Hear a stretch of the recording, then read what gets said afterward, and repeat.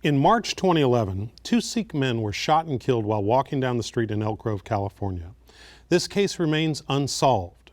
Two local filmmakers, Cory and Craig Jackson, are making a television production about the case and what may have led to this tragedy. The Jackson brothers and Elk Grove Police Department detective Kevin Papineau join us next on Studio Sacramento. At Five Star Bank, we create thoughtful solutions to help the Capital Region thrive, from economic development and education to public health and safety, issues that are vitally important to Sacramento's prosperity. We're proud to be part of the conversation and hope you'll join in.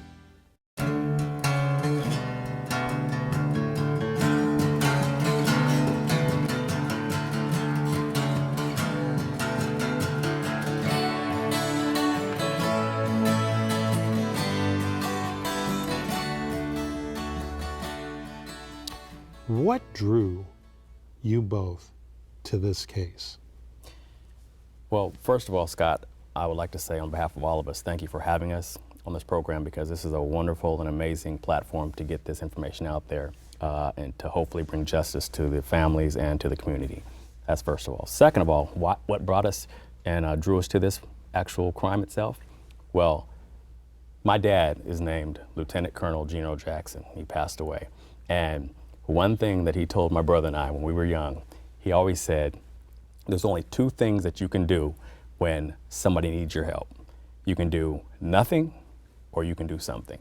So in this situation, you know what? We decided to do something because there's two men, grandfathers, that got gunned down in our community. You know, it happened right down the street from where we grew up, or from where we went to high school in Elk Grove, California. So since we do television and we have the capacity to make good television, and this happened in our community and somebody needs to be held responsible for this, we're like, you know what? Let's do this. Let's get it done. And so, you know, if not us, then who? So, you know, people need to start standing up and doing something for other people. And so that's the main reason why we got involved with this actual crime itself. Detective, give us the background on this case. So, as you said, March 4th of 2011, Mr. Singh and Mr. Atwell were out for their normal afternoon walk. People in the neighborhood knew them. They'd wave at them. That was their normal daily route. They're walking along. They stopped, sat down to chat, as they often did, on the sound wall, planter wall, across from the freeway, across from Highway 99, right across from a busy park and ride. A lot of commuters coming, buses dropping people off. At the moment they were shot, there's several hundred people probably within 100 yards of them. Really? Yeah, and that's a big part of the frustration with this, because at that busy time on a Friday afternoon, pickup truck drove up, shot both these gentlemen as they sat, and drove away. By the description of witnesses across the freeway who heard the shots and saw the truck driving away, they say that this truck drove away at normal speed. And here we are 5 years later, trying to find witnesses who knew the person that did this, who saw something that day, and we have not found at this point a credible witness or a reason to think that these two men would be targeted. And what do you think that your production is going to do in trying to finally bring some closure to the family and the community that have been affected by this tragedy? What it is going to do, it's going to give a platform for the community to engage. And as they say, you see something, say something. And this show is going to be an ongoing show that's going to bring closure to this family. And we will, the Detective Papineau and the Elk Grove Police Department will find this person. Mm-hmm. These gentlemen are from the Sikh community. Yes. And the Sikh community, for those of us who are not familiar with this community, tell us a little bit about these men as individuals and the community that they come from. You know, these men were friends. Their families weren't necessarily associated. And at that point, you know, frankly, law enforcement, government, and the Sikh community, especially down in Elk Grove, we hadn't had a lot of interaction, and this was we were immersed in it immediately. And we brought in there was a lot of people from the Sikh community that were not necessarily in these families that came in and helped to bridge that gap and to teach us a little bit about Sikh traditions and the Sikh community, to understand it, and to Many people confuse Sikh with Muslim, but they are not the same people necessarily. No, not remotely. And that was one thing that some of us knew, but not to the extent that we do now. And also now we know the amount of confusion or bigotry that exists, where people do associate them with terrorists. And Scott, quickly, touching on what Detective Papineau was saying, we actually work very closely with the family. It's crazy because Mr. Atwal, the son of Gurmesh Atwal, he was so helpful. He sat down with us and we interviewed him, and he spoke about his father. He spoke about the community. He spoke about his family and how this tragedy has affected them. So he was more than helpful and open in trying to get us to actually, bring some justice to the family. And not only him, we actually spoke with Darshan Mundi with the Sacramento Sikh Temple, and the whole Sikh community. At first they were a little hesitant because they're like, well, what are you two brothers doing coming up talking to us, brothers and brothers. But once they got to know what we were really talking about and that we were really trying to help the community and bring some justice to these families, the Sacramento Sikh Temple was open and helpful, and they let us shoot there, and they spoke with us, and we heard the stories about how they are a lot of times, even if here's the deal, they are mistaken for Muslims sometimes, but so what? Even if it was a Muslim. Well, that's really the point is, difference. So what? Right.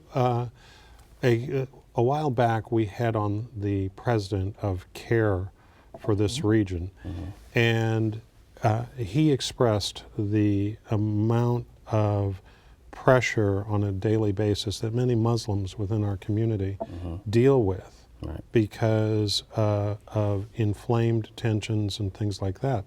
And people just want to go about living their lives, raising their families, all that sort of thing. And so, violence, discrimination, oppression against anybody is against everybody. But my question is, how did this really take the Sikh community by surprise that something like this happened? Well, unfortunately, we don't have a member of the Sikh community here to actually explain that, and but we will do our best to actually, speak for them in this situation. Detective Papineau would know because he's on top of it. But in my speaking with members of the community and people in the Elk Grove community, they were totally, nothing ever happens. There's nobody yelling anything negative. I spoke with Mr. Atwal. He said, yeah, I wear my turban and no one says anything. He said he does take it off when he drives his truck sometimes, but there was no racial slurs yelled at him at all in the Elk Grove community because it's an open and loving community. So that's what took everybody by surprise when something like this could happen in Elk Grove, because there was no type of, situations or racial tension there before. I mean, you could probably speak to that more than I could. Right, and it took people by surprise per se, but I think everybody saw it through their own lens, and people made a lot of assumptions, which we in our position can't do. People assumed that this was a hate crime because these guys were killed because of how they looked. That would be my natural assumption. Right, and that is some people's natural assumption. Some people have assumptions about the Sikh community that they assumed that there was something crooked going on and they were killed by somebody within their community, that there'd be something like that. Really? There's a lot of assumptions that people make, and that's what we can't make and haven't made. And as I said at the outset, 5 years later, I don't have a motive for this. We've investigated these men's lives, their families, their temple affiliations. We've gone everywhere we can to find some reason that somebody'd want to kill these guys, and we haven't come up with that. The absence of that may mean that they were killed by a random stranger who didn't like the way they looked or what that represented to him. And this is the longest running unsolved case in Elk Grove? Since Elk Grove was incorporated, yes, this is the longest running unsolved homicide. So you two gentlemen with this new platform, as you call it, that you're putting together. Tell us a little bit about that and what you're trying to achieve. Well, we worked in Hollywood for national networks, and we came back with a vision to regionalize television programming. And we started the 916 Hollywood Initiative, a nonprofit that bolsters the non-traditional revenue stream of Hollywood-style entertainment within the greater Sacramento Central Valley region. And so we came back with this model, and working with the Small Business Development Center and all these great things, because we saw that the proven model of television, crime, is the #1 show. So we said, hey, let's just do basically a regional America's Most Wanted. And that's where we're at right now. And the cool thing is, it's like I've done a bunch of stupid television shows, from voting people off islands, interviewing just ridiculousness, just crazy, mindless television. But to actually be in a position to do a television show and use what you've learned over these past 15, 20 years doing television that could actually bring about tangible change and bring closure to a family who lost their grandparents, I mean, let's go. Sign me up. Because if I can help somebody else other than my family or the people close to me who I love, if I can reach out and help somebody who is not like me, who looks different than me, who doesn't share the same religion as I do, so what? Let's go. Because I'm all about helping human beings. And these are two grandfathers who lost their lives walking down the street in the same community my brother and I grew up in. And I don't know about you, but I'm not going to stand for that. I tell you, Scott, I've known these guys only since they started this production, and they hit us up to do it. And they've got talent and immense ability to be entertainers and to do stupid television, as Craig says, but they've got a conscience, and they can't run from that, and now they're putting it to good use. That's what I've seen. Take us through, Detective, how the police approach a case like this, and because people watching us right now are wondering, well, with all of the tools of modern technology that are available, how, and in the middle of the day, how can there be no progress on a case like this? Well, I wouldn't say there's no progress. I could definitely say that we've proven a whole lot of people that didn't do this. But yeah, to walk you through it, the way we approach it is, in an unbiased and do our best to make no assumptions. So what we had was people who found these men. Nobody saw the crime occur. We have a number of shell casings on the ground. We have somebody who shot from a vehicle and drove away. They didn't get out. They didn't have an opportunity to transfer DNA or a fingerprint. We have a busy freeway next to a subdivision and a park and ride lot. And at 4:30 in the afternoon, probably within range, we've got maybe 5,000 cell phones operating. So to pick the needle out of that haystack of all those, those things that modern technology can help us with, at this point, we don't have the link that tells us, which of those pieces of information go together. And Scott, what Detective Papineau, where you asked earlier, how can this show help, is by utilizing this platform, we can now, through the alliance we've made with Crime Stoppers and how this show is going to run, that we can use this platform to help our law enforcement. Look, citizens are not professional law enforcement, but they can be semi-professional. Look, they already use their cell phones like Tell us about this alliance with Crime Stoppers. Well, what happens is Crime Stoppers has a program that's been going for 30 years. And what they do is when you call in a crime, it's done anonymously. And you become a number. And what happens is if that crime is solved, if that crime is someone's arrested, then you go to the bank, you give them a number, you show your ID, they don't know who you are, and then they pass you some cash. So there's a monetary motivation for you to do the right thing. We would hope that people would do the right thing anyway. You would hope that, but guess what? Somebody might not, and so what? I mean, if it takes $500, $2,000, $50,000 to give to somebody for them to come out to do the right thing, we would hope that you would do it just because off the goodness of your heart and to help your community. But if not, that's all right. We'll pay you. So this raises another issue which I've been following for a couple of years, and that is that in some communities there is this mantra called "Stop Snitching," Oh my goodness. There is. and that it's us against the cops, and so you don't snitch, you don't report on crimes, you don't stand up. If you see something, you don't say something. It sounds like that you all are coming up with a way to sort of get underneath that and get people reconnected. You hit it on the head. Look, the phrase is snitches get stitches. Okay, yeah, that was cute. It's 2016. Let's move on. That's antiquated. Let's move to the next level. And my brother, we talk about this all the time, and he said, look, if their mindset is, you know what, I'm not going to snitch on him. Well, guess what? That guy loves money more than he loves not snitching on you. Trust me. Do you know what I mean? So fine, we'll play that game, but it doesn't matter because in the end, it's all about getting justice, bringing somebody to holding somebody accountable for their actions, and if it takes a little money to do that, so be it. Detective, I want to go at this a little bit further, which is we talk about the facts of this case and how with all of that activity during a busy time of the day, nothing has really been brought forward that allows you all to pursue this to an end. But on a broader basis, how big of a problem is this whole notion in some communities of not snitching impeding the ability of you and your colleagues to do their jobs? Well, it's a huge problem. I've dealt with it my whole career that, people don't want to snitch and they have to be, in this case, we're talking about motivated by money. A lot of times they're not motivated to do the right thing or tell the truth until they're in bigger trouble than, what they're going to snitch somebody off for. It's a huge problem. It's continuous, ongoing. And in this case, the Crime Stoppers maybe give somebody the ability to do it without being labeled as the snitch.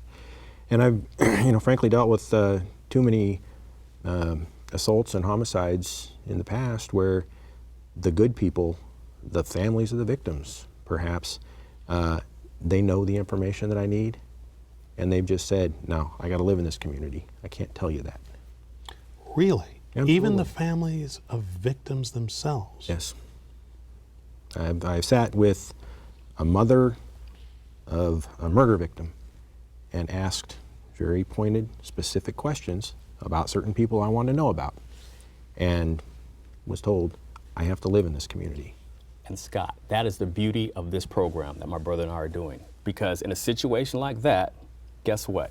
You can call in, you can send a tip 100% anonymous. They won't know your name, your phone number, who you are. All you do is get a number. So in that situation, Crime Stoppers and our program work beautifully together because we can bring justice without actually giving out people's names and stuff so they feel safe in order to come forward with some information like that. And there's two sets of people that I want to reach with this show. And there may be the good person who knows something that they don't realize is related, and they'll be more than willing to come forward and tell us once they realize what they know can help us. The other part is, and I frankly think this is the more likely part, is that somebody knows this person that did it. And somebody, they know something surrounding that time, some indication that gave them that, hey, that guy did it.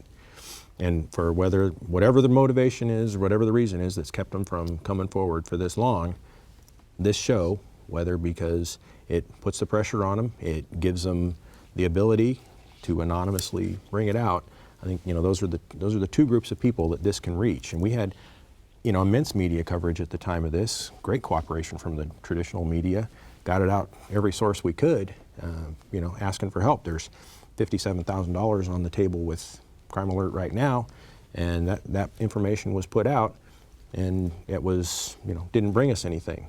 Now we've got this opportunity to get it out in a different way to a different group of people, a different sector, and it can, can't do anything but help us. Absolutely.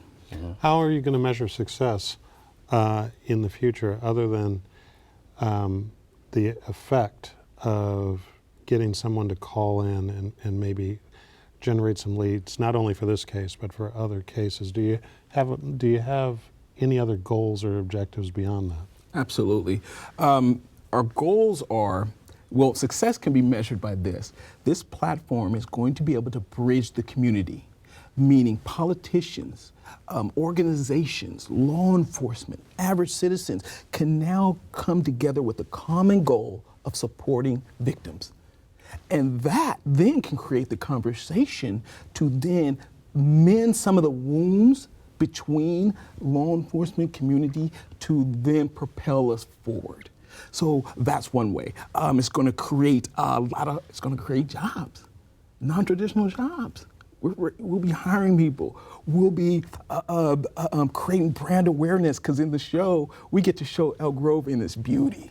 We went to the... So is this really an Elk Grove focused show then? The Or is it a first one regional is show? Elk Grove, because it's the community we grew up in, so we decided to do one that's real close to us. But this is going to be an ongoing thing. So it'll be in Sacramento, we'll be in Folsom, wherever we're in Stockton, Modesto, wherever there's a crime, wherever there's somebody, a family out there who needs some closure, that's what we'll be. You know, but we're just happy that the Elk Grove Police Department was initially helping us to get this thing off the ground, and it's like a cooperation, so we're both helping each other. But this is the first of many. Well, and when you watch regional television, Fox 40 News 10, KVIE, there's an imprint, right, to Modesto, Napa County line, the state line of Nevada.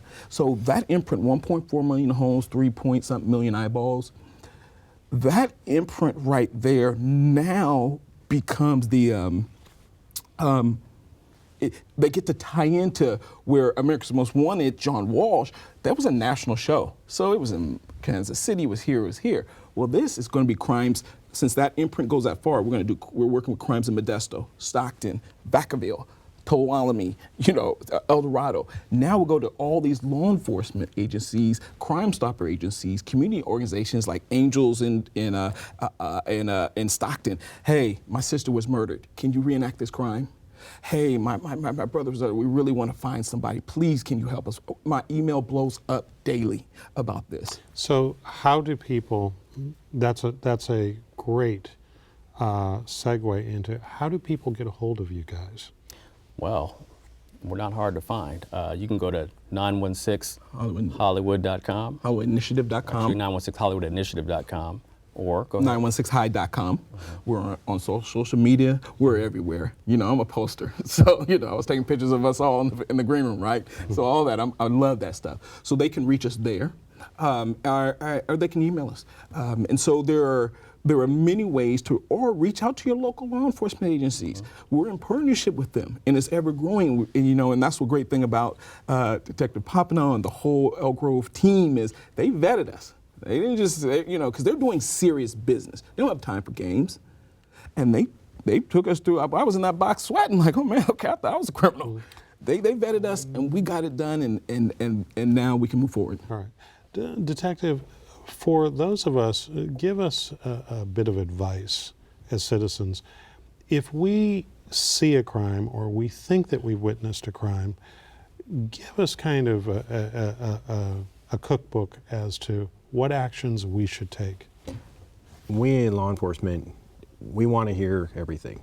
We have a certain number of eyes that we have, but the community is our eyes. And in any case, that's it. So if you see something you think you may have witnessed a crime, you may have seen something that could be related to a crime, we need to know it. Because that could be just the piece of a much bigger picture that we can see, whether it's a crime trend or in this case a specific crime.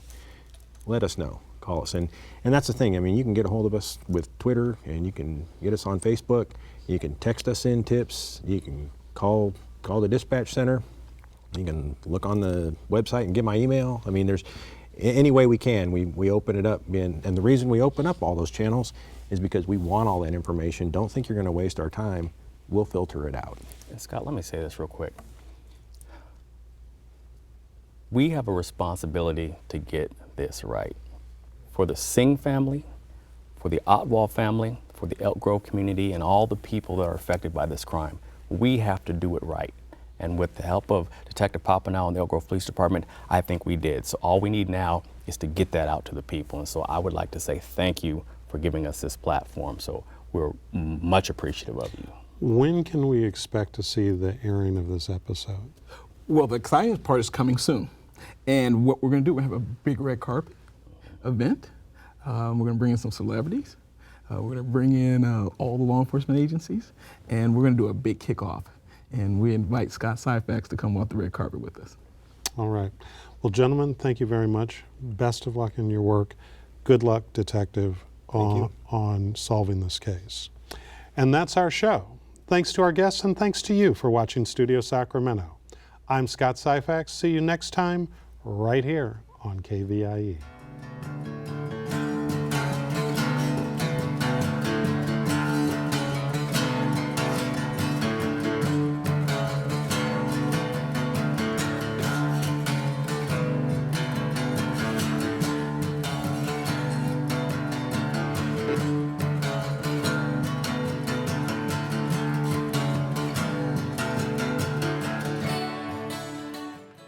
At Five Star Bank, we create thoughtful solutions to help the Capital Region thrive, from economic development and education to public health and safety, issues that are vitally important to Sacramento's prosperity.